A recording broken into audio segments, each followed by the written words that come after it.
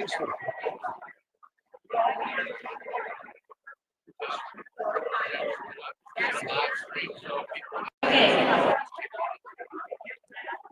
Is everybody ready? We're gonna have to pray again if you're not gonna sit down and be quiet. I'm gonna get our pastor back up here. We're gonna pray again. Stop.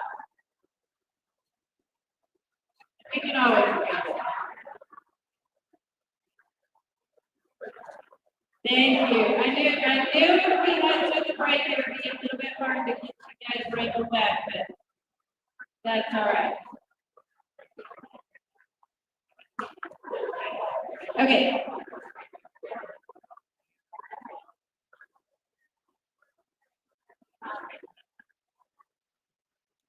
Okay, our next speaker is going to be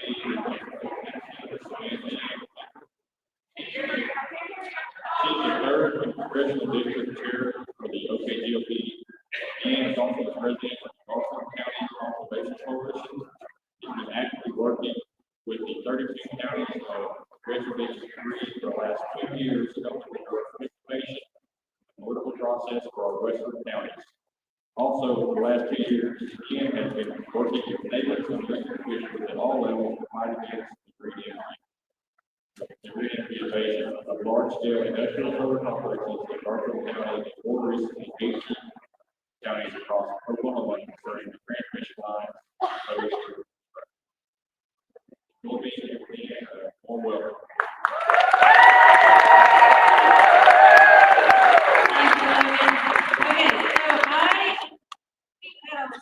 Quite a lot of talk about wind turbines today. My presentation is going to be solely about the solar invasion. And this is information that I shared at an interim study in October. It was hosted by Representative Bowles and Representative Dobrinsky, specifically on solar.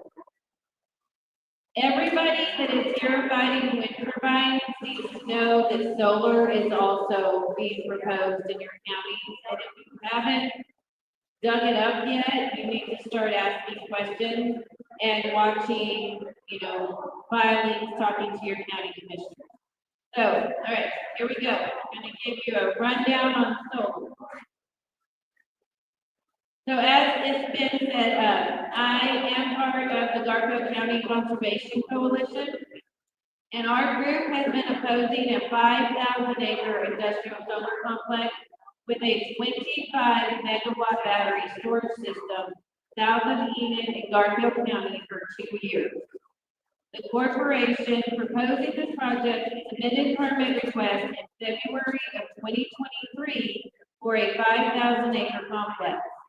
Since that time, they have had to change that to 2,500 acres because they could not procure enough land leases, and we will praise the Lord for that. As our church started reaching out to our local and state elected officials, the first and main argument that we encounter is we can't tell landowners what they can and can't do with their own properties. My response to that is, yes, you can, and that's what you do as an elected official every day. This red herring argument is inserted purposefully by the corporation. These claims are a purposeful distraction from the most important point, which is the consequences to the community. Landowners have a right to do what is legal on their own property. They do not have the right to affect their neighbor's property or interfere with their neighbor's rights or those of the community. Not to mention the fact that the rights to the property have been signed over to a corporation by that landowner. Landowners do not have the right to be a knowing causal agent in creating adverse health effects for the neighbors, devaluing property for homes in the vicinity of the project, crop yield reduction for nearby farms, possible pollution and reduction of water levels in aquifers, harm to life, wildlife, and livestock, degrading the ecosystem, impacting hunting on nearby lands, reduction of tourism, interference with weather and navigation radar, raising electricity uses in the area, and changing migratory bird patterns and impacting civilian and military aircraft operations. These large-scale complexes have been voted down all over the country because the town or county commissioners are willing to listen to citizens that do not want to live inside an industrial complex and they want to preserve their land. Kansas counties have written specific zoning to combat these projects. They have passed moratoriums and denied projects to protect their municipal airports and Air Force bases. The proposed Garfield County project sits in between our municipal airport and Banff Air Force Base. Our group sees this as an unacceptable potential hazard to our civilian and military pilots. Other areas have written strict zoning requirements to protect the citizens, such as sizable setback requirements for property lines, homes, schools, and water wells, restrictions on the number of acres that can be covered by solar panels and taken out of production, noise reduction regulations, and others. What we have learned these last 2 years is that the Oklahoma legislature has nothing in place to protect the citizens from these corporations coming into our state and bulldozing their way to building these projects.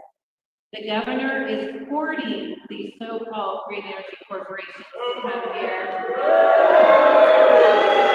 and build with no regard for the citizens of Oklahoma who will have to live with the consequences.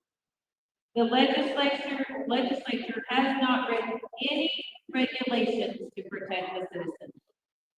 When asked about the noise from the solar panels, the corporation will tell you that solar panels don't make noise unless they are moving.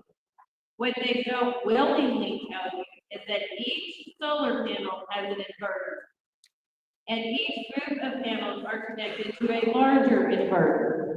The noise is constant and annoying. These constant low-frequency noises have been proven to have negative health risks for humans and animals. We have also learned that the money these corporations promise to local communities is inflated and will most likely never be realized. The one in our county promises $65 million in increased ad valorem tax revenue. That is what is published in the papers and on their material. But they never point out the little asterisk at the end of the sentence and the fine print where it says, over the next 30 years. Yes, so 65 million over the next 30 years. Sounds like a good deal, right? We asked the corporation where that number came from, and they stated that it would be from an increase in ad valorem taxes. That's $2.17 million per year, and that's before the corporation protests the county assessor's valuation. What we have seen from the same corporation with the wind turbines is that they want to pay as little as possible, and they will protest the assessor's valuation, hold it up in court, and the schools that are promised the increased funds will see pennies on the dollar. No one ever brings up the negative economic impact on the local citizens. We will have farmers and ranchers that will lose income. Our local co-ops will sell less diesel and seed. Farm equipment repair and replacement will decrease. There will be fewer jobs for farm hands, grain haulers, harvest crews, and their families. A conservative loss estimate is $100 million over the projected 30-year life of this solar complex. They also say that these projects will bring jobs, which is true for out-of-state workers. Then they temporarily relocate to Oklahoma, and then they move on to the next project. When we asked how many permanent jobs would be created, we were told 2 to 4. This project will be remotely run from Florida. We anticipate that there will be more than 2 to 4 jobs lost in the agriculture industry because of this project. Our coalition has also researched how these solar complexes with battery storage impact the land and communities where they are built. We started looking at the 25 megawatt battery storage system, which we were told will be one of the largest in the country, and all of the fire hazards associated with them. Battery storage system fires are largely underreported, but we did find several, and with each fire, we learned that the amount of water required to contain these fires is huge.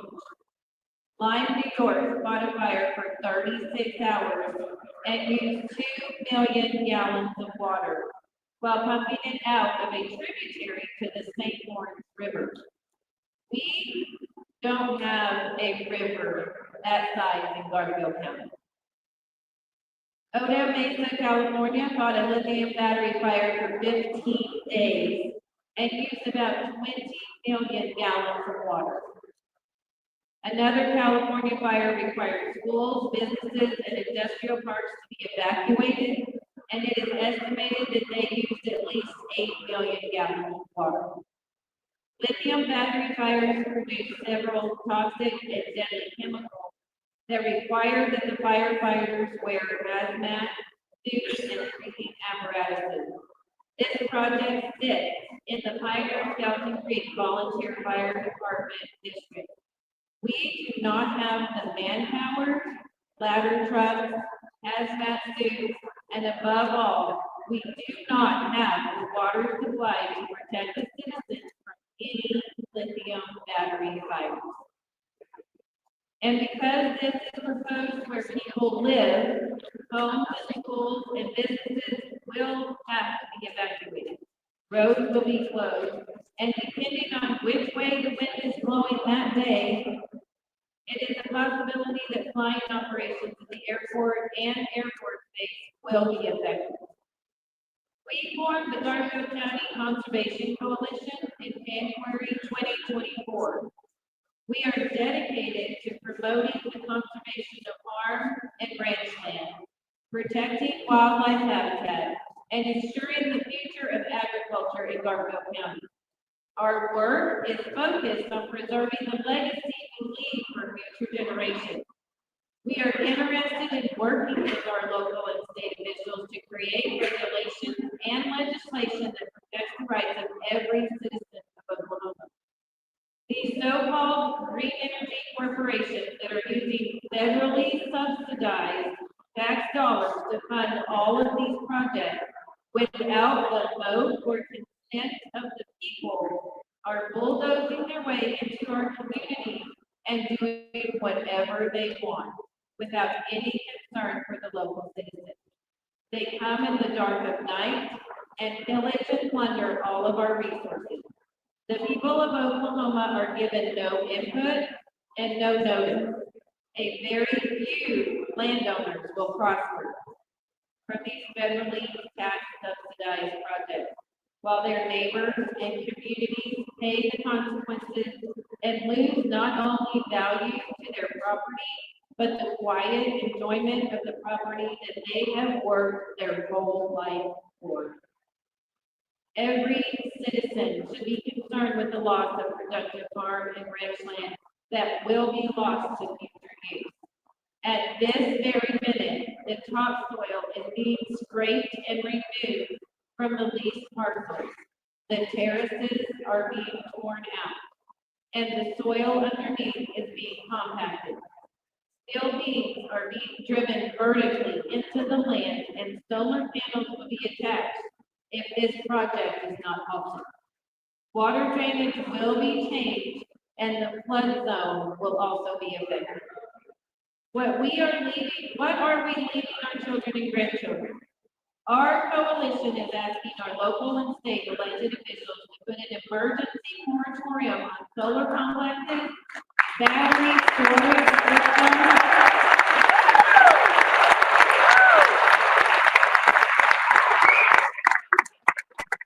and wind projects until all aspects of these projects can be explored the citizens of the state of Oklahoma. Thank you.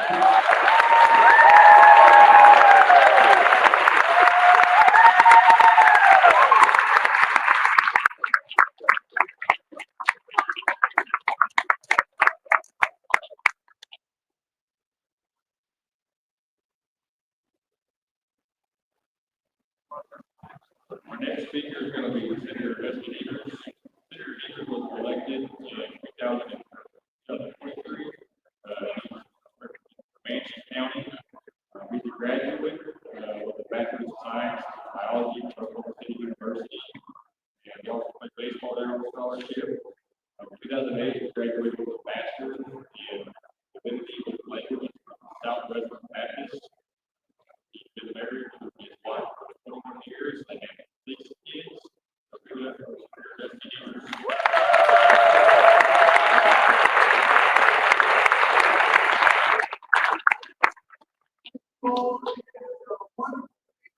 I am just thrilled that you have come up to make your voices heard. We need more of you. We need everyone doing this very same thing. Right? You should shake the hand of the person next to you because of what you're doing.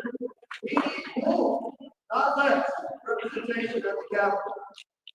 You've probably heard a whole lot of facts and a whole lot of reasons why this green new energy is not good for us. I just want to talk about an Oklahoma First energy policy.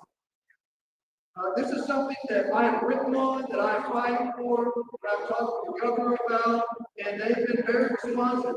So let me give you maybe 7 points of what a Oklahoma First energy policy would look like. Number 1, it's prioritizing Oklahoma-based companies and local reinvestment, not foreign-controlled entities. If we go to the Oklahoma First, let's put our money where our mouth is. Let's invest privately in the citizens and the businesses that we have here that are already doing incredibly good work, but need to be unencumbered by government control and regulation. That's the first. Second, focus on proven energy sources under our feet, under Oklahoma's feet. That's oil and gas rather than speculative technology. Number 3, reject climate alarmism, which has proven false on almost every prediction for 20 years. Reject climate alarmism. Number 4, our Oklahoma First energy policy needs to protect Oklahoma's natural beauty.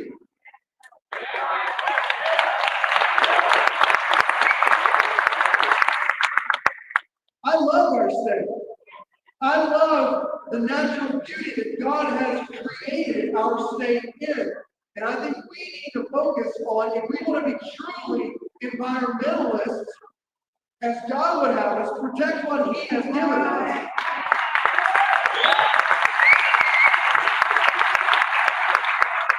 And be good stewards of what God has given us.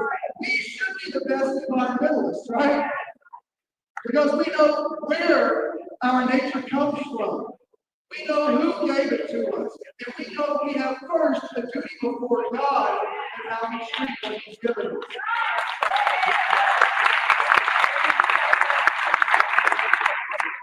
So I guess you could say the Oklahoma First energy policy is truly environmentalism. The right kind of environmentalism. Fifth, we've got to protect our resources from green energy scams that are resource intensive and strain local utilities and water supplies.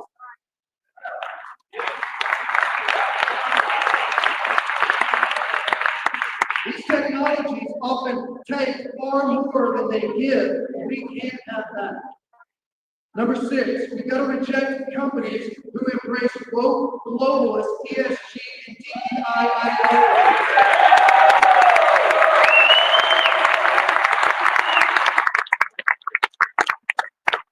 We want to be fair, but we be fair according to what people's capabilities are, not by laying some false super intended gloss over what you are capable of doing and what somebody else is. Let's just let you perform and see what you can do. Let's unleash the innovative capabilities of our citizens rather than putting these hindering burdens on them through DEI and ESG. And last, number 7, we want to reject the waste of taxpayer dollars and the redistribution of our wealth through subsidizing green energy in any way.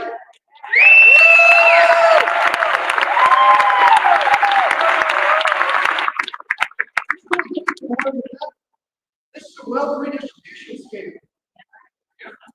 Who better governs your dollars? You or some dictatorial government regime who says, we're going to take your money and we are going to decide where that money best goes. I think you are better at determining what is best and how to spend your money.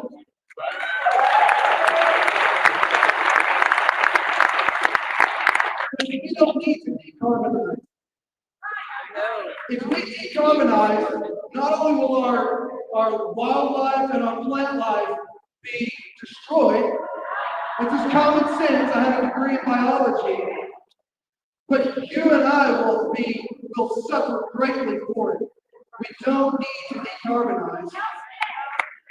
What we need to do is free up oil and gas production, which is the backbone of our economy, and it accounts for 22% of our total economic activity, and in addition to providing 15% of the state's total employment. Rather than turning to speculative green energy projects, which have often proven in recent decades to often be wastes of taxpayer dollars, Donald Trump and Elon Musk now have to try to clean up these problems through their Department of Government Efficiency, and we want to support that.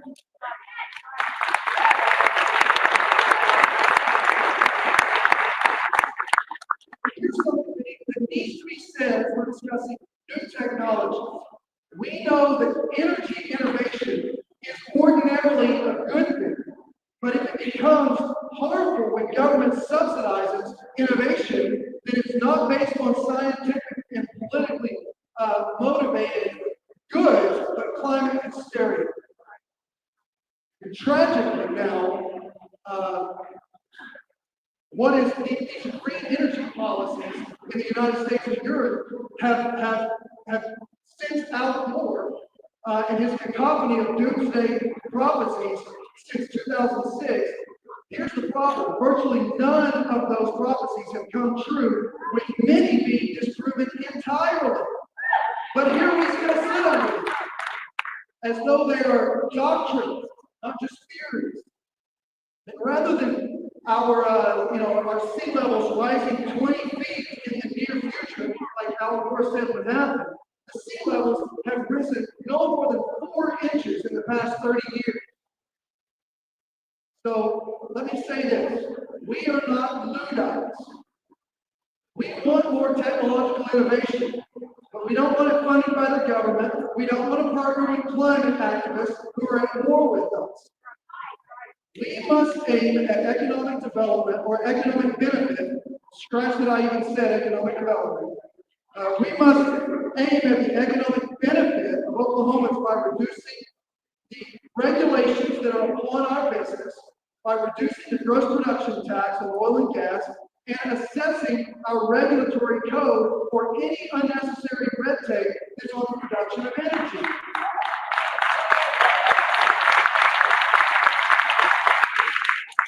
Even the production of energy that is innovative.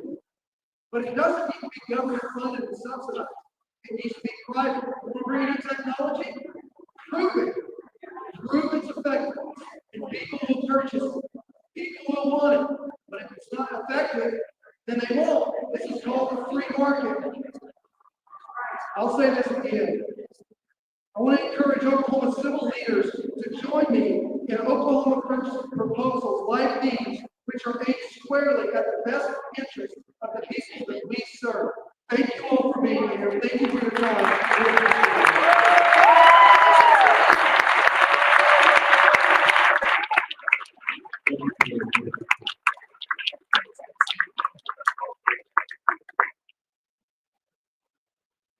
Our next speaker is Senator David Bullard. Senator Bullard graduated from Southeastern Oklahoma State University with a Bachelor's of Arts in Social Studies Education.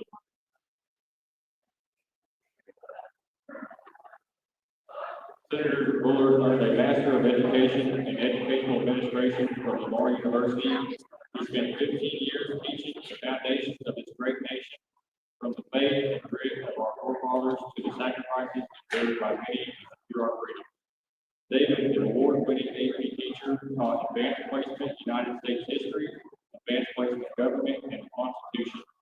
David married his wife Amber in 2002, and she currently serves as an administrator of a local public high school.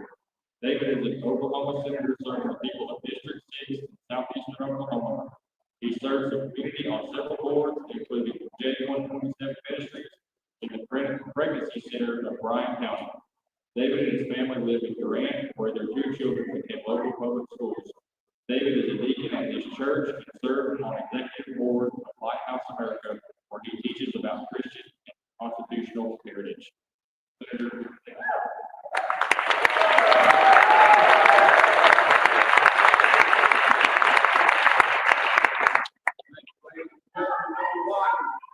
You need to understand this. The number one thing that you have to do, can you hear me now? The number one thing that you have to do is show up.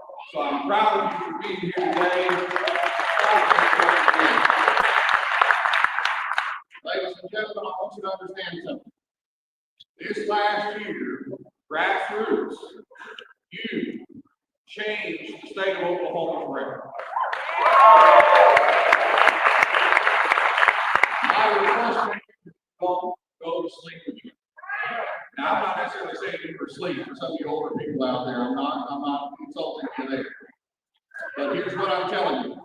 When grassroots woke up in Oklahoma, everything changed. And the people who are not what they say they are running right now.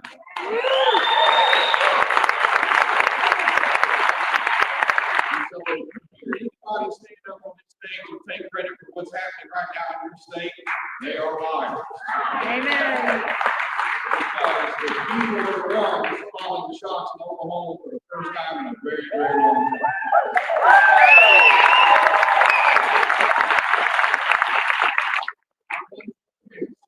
You need to understand this. This is a quote from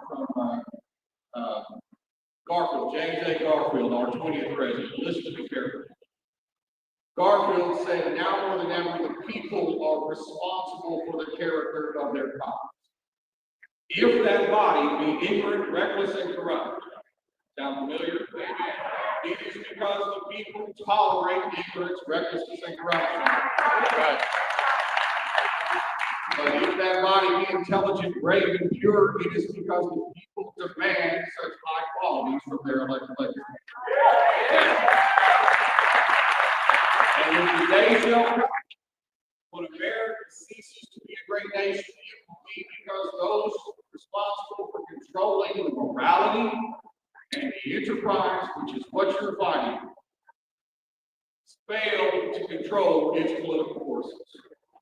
Oklahoma is the latter part of that, and it's because of you. And I am eternally thankful for what you're doing. Don't stop.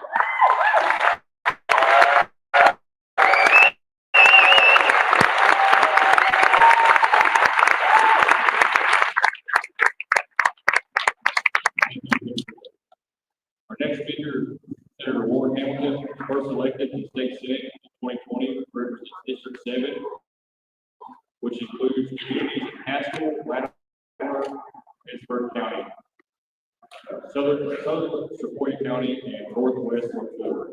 Hamilton was the first senator in state history from McCurtain, Oklahoma. Republican grew up on a ranch owned by his parents, who were both school teachers. He joined the Army in 1989, where he reported to the United States Military Academy at West Point. He served 12 years in the United States Army. Please help me welcome Senator Ward Hamilton.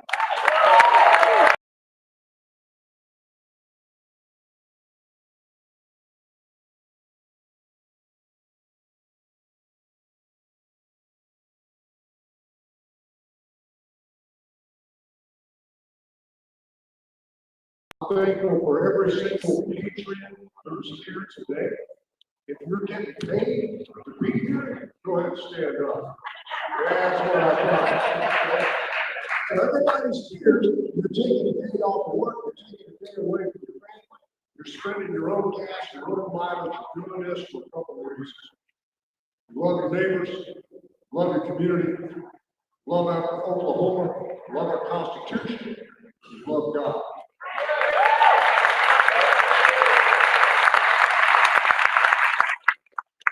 There's also a couple of people that have ramrodded this rally and have been instrumental in getting things together, facilitating people. That's us. In our government, all the people, that's us. By the people, and that's us. It's not just people that are wearing the belt band, but it's all of us, and it's supposed to be for all of us. Government of, by, and for the people, not government of the elite for the elite. Certainly not the foreign companies that come in here and peddle us some kind of snake oil masquerading as green energy.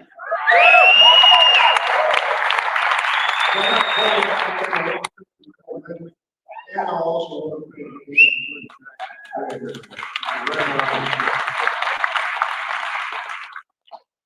I thank God for my American citizenship. I could have just as easily been born somewhere else. I could have been born in Canada, and I'd be a much worse off man than I am today. If I'd have been a Frenchman, I'd have been born the same thing, worse off, but also stinkier and less oral hygiene than we have today. Well, with that said, I've got a couple of bills that I'm running this year, and if I'm not running them, I'm certainly co-authoring them. Senator Dusty Deavers is running a bill to abolish abortion. Abortion still happens.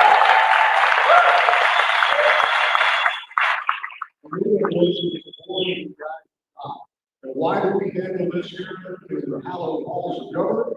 Because government is a God-created, God-ordained institution, and we must comply with God's infallible and holy word in everything that we do. Also running a bill that I read a couple of years ago, rerunning it again, and that is to ensure that there's no inappropriate material that shows up in the libraries of our government schools. Because if you cause one of these little ones to stumble, it would be better for you to break the stone and be draped around your neck and drown in the depths of the sea. So that's why I'm running that. I'm also running a bill that says we're going to raise the age of consent in Oklahoma from what it is right now at 16. We're raising it up to 18. That way you don't have to get to high school. And then everybody's favorite subject that's here today, windmills. Okay, right now we currently have a statute that says that the windmills have to be 1.5 miles away from certain things. Hospitals, schools, airport center lines. Guess what's lacking in there? People's houses. Okay, so we can have one junior Hamilton goes to school and he's safe as a clam from rice black cream and he's avoiding those windmills because they're 1.5 miles away. But when he comes home, he can live right underneath one. That doesn't make any sense. So what we're saying is that you can't have it that close to school. You also can't have it that close to the house.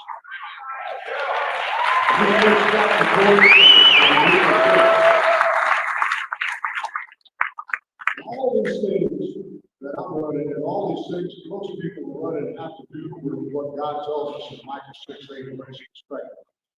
He expects us to do mercy, to walk justly, and to walk humbly with our God.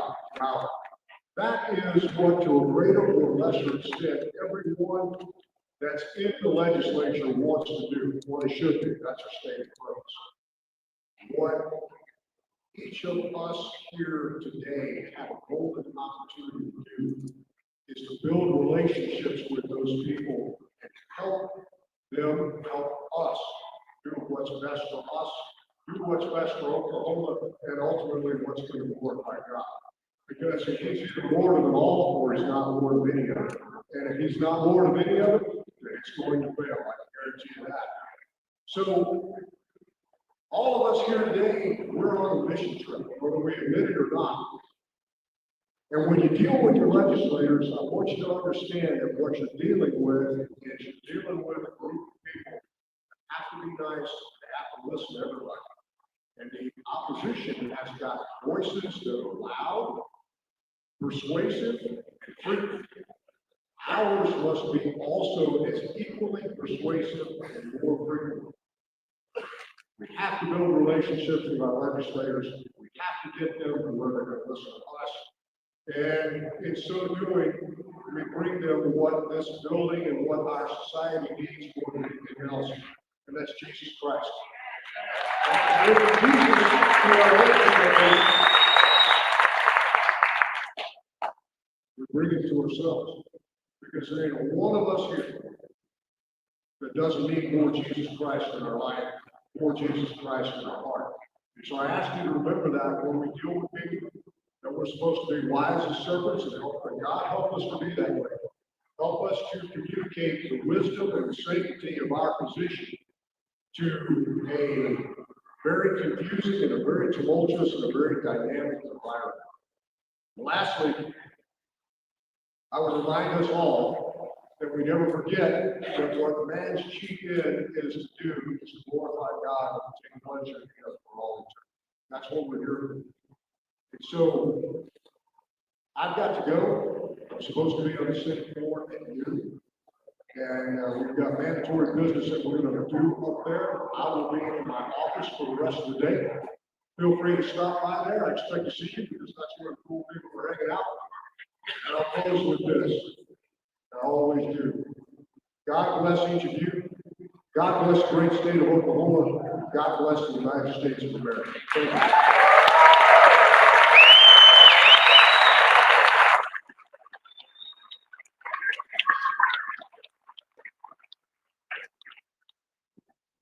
All right. Thank you so much for coming today and participating in our rally. We've got some information that we will be delivering to Governor Stitt's office. Oh, we don't. Oh, sorry, we will deliver it. Okay, sorry, Betty was not able to. Okay, we're waiting. Senator Wingard wanted to speak, and I guess he got caught up in his office. So we'll see if he gets here while I make a couple of announcements. So the DHS petitions are going to be back there for you to sign. If you are a registered voter in Oklahoma County or Grady County, they have those petitions for you to sign back there. If you want to help them collect signatures, let them know they need 5,000 signatures. So if you are willing to help with that, then go back there and sign those or pick up petition pages. There are a couple of donation buckets in the back.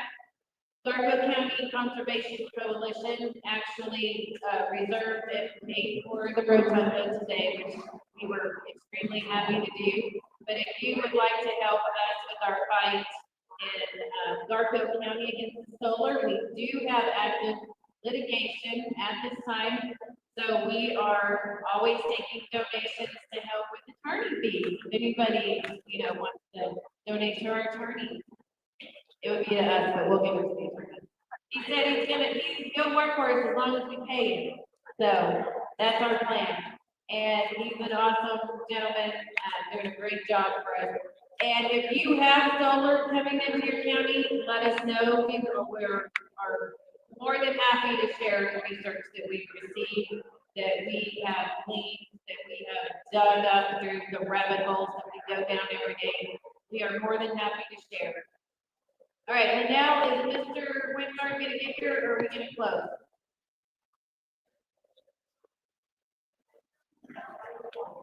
Okay. So next up, and this is what Senator Hamilton was saying, this is what Senator Bullard was saying. We have to stay active and we have to stay in communication with our legislators. Starting at 12 o'clock, both of these chambers are going into session to kick off, their new legislative session. They're gonna be debating rules, they're gonna be, so if you want to go watch them and participate, well, you can't participate, I'm sorry. If you want to watch them, then we can go into these chambers and watch the proceedings happening, and they encourage us to do that, right? So at 12 o'clock, I will be heading into the House of Representatives to watch them because they're gonna be debating the rules that they will have to, go by in this legislative session. Is Brian Logan